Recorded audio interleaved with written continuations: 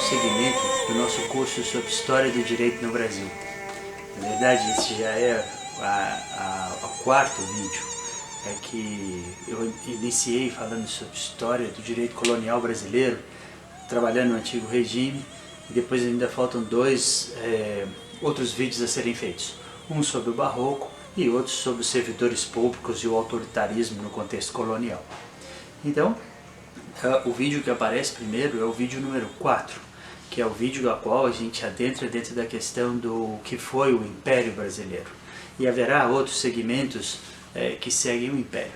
Esse é o primeiro, e nesse eu gostaria de fazer uma abordagem mais teórica sobre o contexto ideológico em que o Império vai transcorrer. Esse vídeo especificamente eu abordarei aquilo que é considerado liberalismo político, mas antes abordarei aquilo que não é liberalismo político. Naturalmente, nós vamos estar falando sobre liberalismo político no contexto de transição do século XVIII para o século XIX. E depois até abordaremos alguns conceitos ao longo do curso do século XIX. Mas de forma alguma eu estaria abordando esse conceito como ele é tido hoje, embora não tenha mudado muito. O liberalismo político tem suas matrizes aí ainda muito fiéis aos seus processos de fundação. Na discussão teórica sobre o liberalismo político, eu gostaria de fazer duas abordagens. Primeiro, em âmbito privado, a discussão do que é privado e público eu até preciso tratar nesse vídeo, mas vamos analisar primeiro dois aspectos privados, que é a questão da segurança jurídica e a questão do princípio da legalidade, que de uma certa forma trabalham a relação do indivíduo com o Estado, né? E faremos algumas abordagens também no campo do direito público, que é, por exemplo, pensar a questão da limitação do poder do Estado, o processo de tripartição do poder, a liberdade de imprensa, a unificação do sistema jurídico em um único sistema estatal. Então esses aspectos públicos eu deixo para a segunda parte. E faremos sem dúvida aí um tratamento teórico que mostra que esse público e privado na verdade não existem. Mas enfim, passemos a analisar primeiramente aquilo que não é o liberalismo político.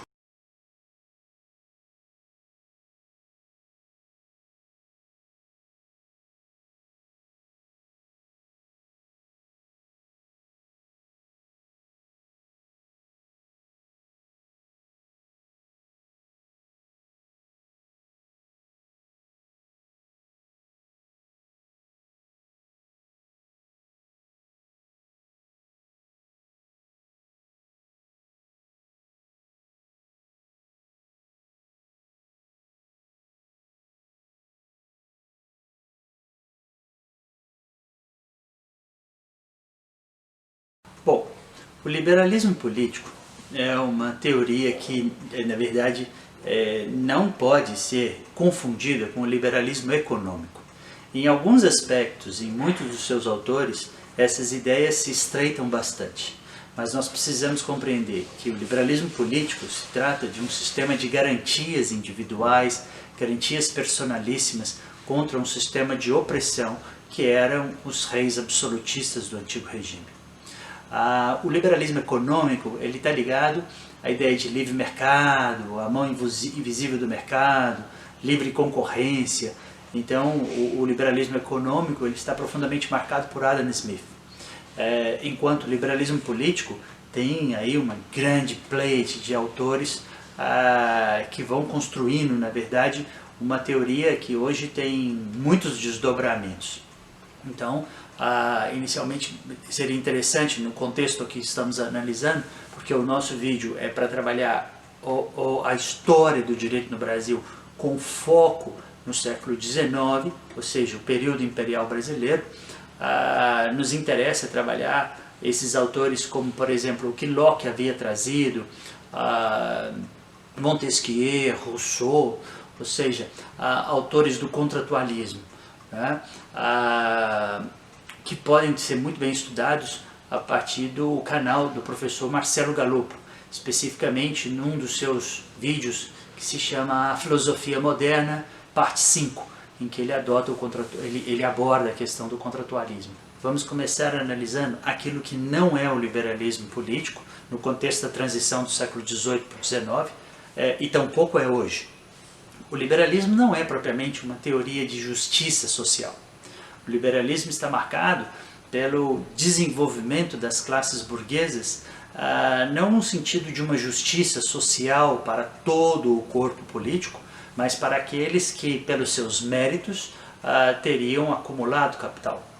Então essa discussão sobre a acumulação primitiva, um dos objetos de pesquisa de Marx, é um conceito natural para o liberalismo político, né? Então o liberalismo político defende a ideia de iguais para contratar, iguais em autonomia de vontade, iguais para que não haja os privilégios que existiam no antigo regime, privilégios de berço, né, ou privilégios de uma classe social aristocrática que chegou nesse espaço simplesmente por nascer, né, mas não prega de forma alguma uma igualdade ampla entre todos os cidadãos. Por isso, alguns teóricos chegaram a dizer que o socialismo é o desdobramento do próprio liberalismo político naquilo que ele não tinha ainda atingido no seu primeiro momento ideológico liberal e individualista. Bom, essa é uma questão complexa. Um autor, por exemplo, como é o nome daquele autor inglês de Cambridge, agora me fugiu o nome, mas ele vai aparecer aqui. Eu tenho aquele livro dele, The Red Flag, e esse livro, vou colocá-lo aqui. Fugiu o nome, enfim, vamos seguir. Pritzland. Ele, por exemplo, mostra que a Revolução Francesa, com seus ideais liberais, ela vai se desdobrar para a continuidade dos movimentos revolucionários socialistas. Mas, enfim, não é também o liberalismo político favorável a uma ideia de uma liberdade total e ampla, né? É uma liberdade para a contratação. Então é uma liberdade vinculada a uma filosofia moral. E essa liberdade é muitíssimo importante, porque ela traz, assim, digamos, a liberdade naquilo que os políticos liberais pretendem, liberdade de pensamento, liberdade de imprensa, liberdade religiosa, liberdade de expressão. São questões fundamentais do liberalismo e muito bem-vindas a todos os sistemas políticos democráticos, né? Mas vejam que a liberdade ela está focada nesses aspectos individuais. Portanto, ele está marcado pelo individualismo, né? Eu trabalhei a questão do individualismo relacionado ao contratualismo, né, do século XVIII e XIX no meu livro de Filosofia do Direito, nos seus primeiros capítulos, que eu trabalho todas essas estruturas ideológicas de subjetivação, como, por exemplo, o fenômeno do individualismo dentro da modernidade. Mas não é assunto desse vídeo. Podemos dizer também que o liberalismo político ele não se relaciona com a soberania popular. O povo que o liberalismo político sempre coloca, usualmente são os burgueses, e não propriamente todo o povo, né? Eu diria assim que nós podemos então dessa forma afastar algumas ideias que podem eventualmente confundir e começar a trabalhar exatamente o que o liberalismo político construiu no seu cerne, né? Então comecemos com essa questão. O que é o liberalismo político? Ele é importante? Sem dúvida nenhuma, ainda mais em tempos como os que estamos atravessando agora, em 2020, em que as nossas conquistas liberais, sobretudo as conquistas que nós conseguimos declará-las como princípios, cláusulas pétreas na Constituição de 88, no artigo 5º, estão ameaçadas. Então o liberalismo é um assunto fundamental. E é um assunto de defesa de muitos intelectuais de muito valor. Atualmente, eu gosto muito de assistir o Reinaldo Azevedo, num programa que ele tem na Band News que se chama O É da Coisa. Eu diria que o Reinaldo Azevedo hoje representa uma voz liberal no nosso país por querer que o espaço público se torne um espaço republicano, em que as autoridades públicas teriam que tratá-lo, né, com muita ética e com muita moral. porque a filosofia do liberalismo político é uma filosofia moral, sem dúvida nenhuma, né? Então, essa igualdade para contratar, né? E a ideia também de não deixar que privilégios existam, né? Então, um conceito de uma igualdade que não haja privilégios de berço, que hajam somente os privilégios da acumulação primitiva, ou seja, daquilo que as pessoas conseguiram acumular. O liberalismo político também é muito favorável ao direito hereditário, né? No sentido da posse dos bens, do espólio, né? Dentro de uma perspectiva do direito sucessório. Inicialmente, façamos uma análise de dois aspectos da teoria do liberalismo político que incidem ao direito no campo privado, ou seja, no âmbito da proteção das vidas individualmente.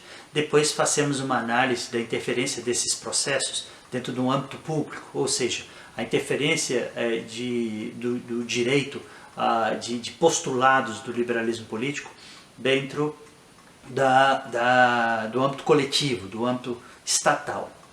Bom, essas duas características jurídicas iniciais do campo privado são a segurança jurídica e o princípio da legalidade. A segurança jurídica ela está ligada diretamente às conquistas, né, daqueles que estão movimentando a economia, que querem, na verdade, estabelecer sistemas com alto grau de previsibilidade. Por isso que o liberalismo político pode ser considerado um dos pais do positivismo jurídico, ou seja, um direito certo, claro, breve, né, o que já era de defesa dos iluministas.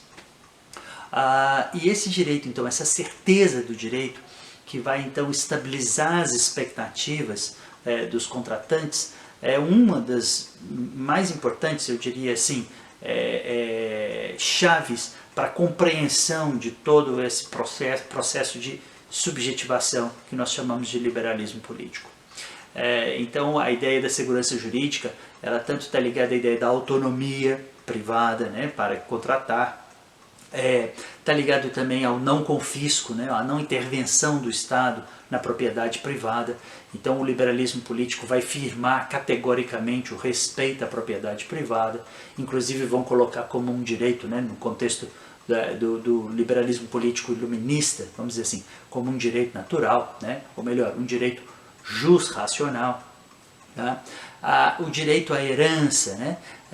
E também um direito a um Estado mínimo que não venha intervir, né, nesse pressuposto que é fundamental para o liberalismo político, que é o Estado mínimo, né, a não intervenção. Nesse sentido, se conecta bastante aos aspectos do liberalismo econômico. Num outro sentido, ainda no campo privado, nós temos aí o advento de uma das grandes, digamos, baluartes de defesa do liberalismo político, que é o princípio da legalidade, ou seja, controle do arbítrio, né? E o princípio da legalidade, ele é expresso muitas vezes pela expressão nullum crime sine legem, né? Do Beccaria, essa figura aqui italiana do século XVIII, né? Que muito influenciou Rousseau. Mas esse seria, como eu coloco no meu livro, no capítulo 7, que eu falo sobre o liberalismo e as influências do liberalismo para a construção do direito codificado, no capítulo 7 do livro, né? Vou fazer aqui a minha propaganda, né? Mas esse liberalismo vai, na verdade, ser, digamos, isso é a ponta do iceberg, como eu falo. O nullum crime sine legem, não haveria crime sem lei que o preceda, né? que pré-defina esse crime. Mas muito mais, o princípio do contraditório, da ampla defesa, da acusação formal, do nullum crime sine legem, que é se você é acusado de algo que tenha, né, previsão no sistema jurídico como crime, o princípio da publicidade, né, que são esses princípios que vão formar a grande discussão, né, do direito durante o século XIX, na formação de um direito que tem por império, né, a lei, que tem por império o legislativo, né, que representaria aí o povo, entre aspas, povo, né, mas essas ideias elas vão se consubstanciar pela perspectiva do princípio da legalidade. Muito importante princípio dentro do direito penal. O meu amigo, eu falo meu irmãozinho, Cláudio Brandão, professor da PUC Minas e do Recife, é um dos grandes teóricos do Brasil hoje sobre essa consolidação, né, dos princípios liberais dentro do direito penal, formando uma tradição importantíssima para o direito penal, chegando ao garantismo, né? Bom, passemos então para a análise dos aspectos que de alguma forma seriam públicos, né? Primeiramente, eu gostaria de elencar, na verdade, 6 propostas. Esses aspectos, eu diria, mais públicos, né, do liberalismo político, eu gostaria de dividi-los em, pelo menos por hora, de forma mais provisória, em 6 tópicos. O primeiro, a ideia de liberdade de expressão, que vai resultar na liberdade de imprensa, liberdade de pensamento, liberdade religiosa, né? Esse é um aspecto importantíssimo que já aparece no contexto da Revolução Gloriosa, e sobretudo isso vai se solidificar na Inglaterra nos anos subsequentes à Revolução Gloriosa, quando as pessoas passaram a se expressar sobre os seus entendimentos políticos e poder criticar o governo da Inglaterra, né? O segundo aspecto interessante a ser analisado é a limitação do poder estatal. Isso decorre do medo, né, que os iluministas tinham do poder absolutista. Então esse combate ao poder absolutista, que marca, por exemplo, a Revolução Americana, né, das 13 colônias, que vai marcar, por exemplo, a luta da Revolução Francesa, ou mesmo a Revolução Haitiana, né? Elas, na verdade, insurgem-se contra o poder absolutista, né? Então insurgem contra o arbítrio. O terceiro aspecto é a tripartição do poder, que de certa forma está ligado à própria ideia da autolimitação do poder, ou é um subtópico da limitação do Estado. É o Estado poder se vigiar. São os poderes poderem controlar uns aos outros. É lógico que dentro da perspectiva do liberalismo político vai existir a supremacia do poder legislativo, que é chamado de princípio da onipotência do poder legislativo, sob o argumento de que o poder legislativo representa o povo, portanto o poder legislativo representaria a soberania, né, popular. Quarto tópico é a unificação do direito num único corpo. Então, no antigo regime, como nós pudemos analisar nos vídeos 1, 2 e 3, mas sobretudo isso foi tematizado logo no vídeo 1, o antigo regime ele tinha um sistema jurídico que havia pelo menos 4 fontes, né? O direito romano, o direito canônico, as ordenações dos reinos e os costumes. Essas evoluções, né, vamos dizer assim, do sistema de controle e operação do Estado vão possibilitar a construção de um dos sonhos iluministas, que é a unificação do direito num único corpo legislativo sistemático. Tá? Esse corpo unificado precisa ser hierárquico, né, precisa ser coerente, precisa ser completo. Então, toda a teoria do ordenamento jurídico que se desdobra ao longo do século XIX e XX atende a esse pressuposto de unificação. O nosso professor que eu valorizo muitíssimo, o autor, Michel Foucault, ele tem uma expressão muito interessante.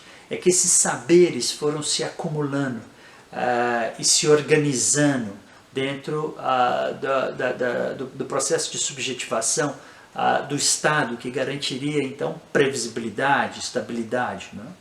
Então esse saber jurídico que se organiza num corpo sistemático é uma evolução do próprio Estado, Na verdade, os estados modernos eles aparecem aí no século XVI, mas eles vão se organizando, né, e desenvolvendo saberes políticos estatais, né? E esse é um digamos, um dos desdobramentos que o liberalismo político consegue viabilizar, né? Uma outra coisa importante é o princípio da imperatividade do poder legislativo, o que vai construir, na verdade, os sistemas parlamentaristas e vai também construir, no contexto que nós vamos analisar da história do Brasil, a monarquia constitucional. Então, as monarquias constitucionais, elas de certa forma já têm alguma penetração do republicanismo na sua própria estruturação de poder. Essa, digamos, suposta, contrafática representação pelo parlamento do povo, ou seja, aquilo que nós vamos chamar de democracia representativa, em termos de liberalismo político, é uma situação muito complexa, né? Haja vista que o povo do liberalismo político é a burguesia, é uma classe dentre as demais classes sociais, né? Porque em certos aspectos poderíamos dizer que o liberalismo político ele é propositalmente ingênuo, né? Ou seja, o sistema representativo ele acaba por sempre fazer representar o poder econômico, né? Muitas vezes o poder econômico estrangeiro. Por exemplo, o Brasil vota por meio de seu parlamento muitas leis que interessam, por exemplo, ao capital estrangeiro. Então, como que nós de fato garantimos a legitimidade da representação? Isso é muito complexo e exigiria muito mais das teorias democráticas, como por exemplo uma representatividade proporcional a gênero, raças internas dentro de um Estado, grupos econômicos. Mas enfim, o liberalismo político pretende fechar os olhos para esse problema e muitas vezes representa aí, inclusive, interesses de grupos que oprimem, né, grande parte da população. Por exemplo, no nosso foco, que é um foco historiográfico sobre o Império,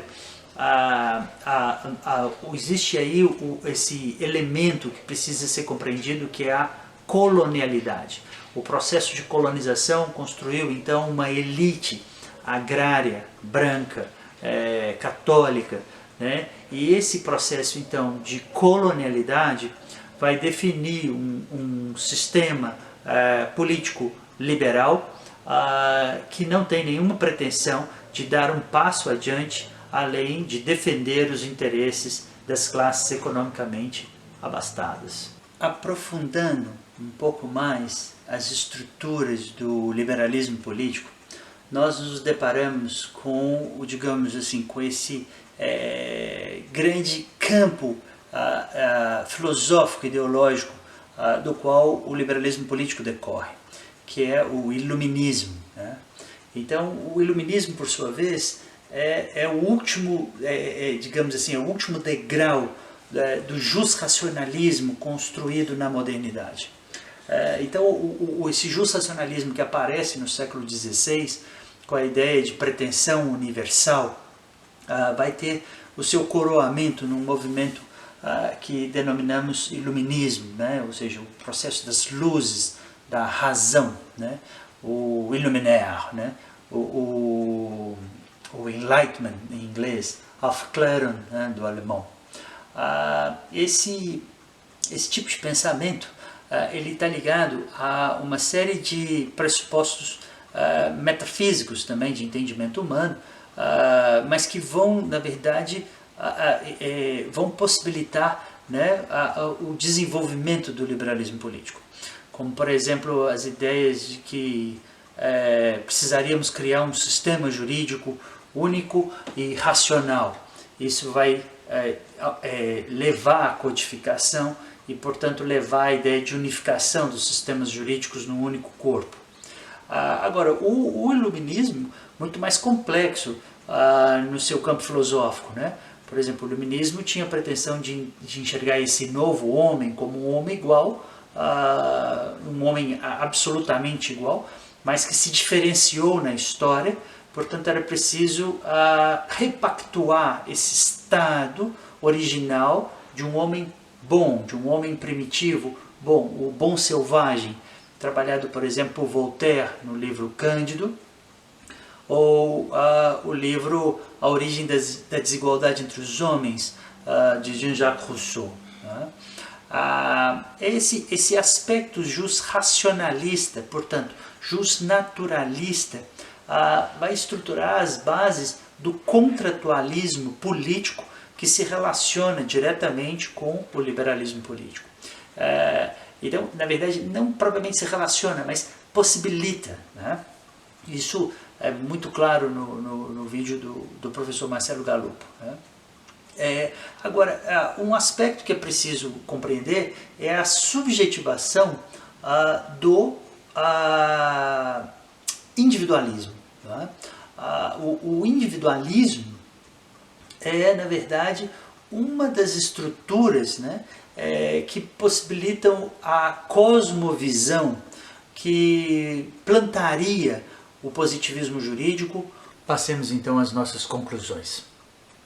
Primeira coisa, nós vamos analisar o contexto do liberalismo no cenário brasileiro, liberalismo político.